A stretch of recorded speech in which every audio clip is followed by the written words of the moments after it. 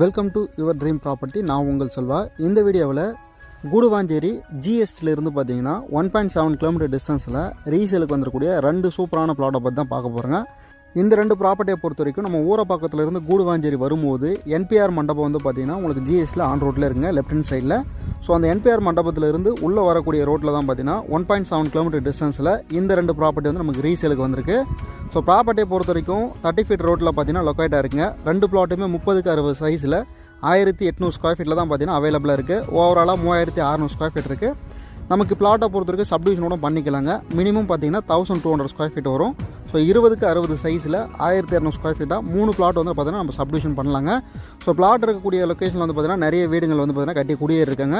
இந்த ரெண்டு ப்ராப்பர்ட்டியை பொறுத்த வரைக்கும் இன்வெஸ்ட்மெண்ட் ஆங்கிளில் பார்த்தாலும் சரி, இமீடியட்டாக வீடு கட்டி குடியேறணும் அப்படின்னு பார்த்தாலும் சரி, ஸோ ரெண்டுத்துக்கும் பார்த்தீங்கன்னா சூட்டபுளாக வகையில் தான் இந்த ரெண்டு ப்ராப்பர்ட்டி இருக்குங்க.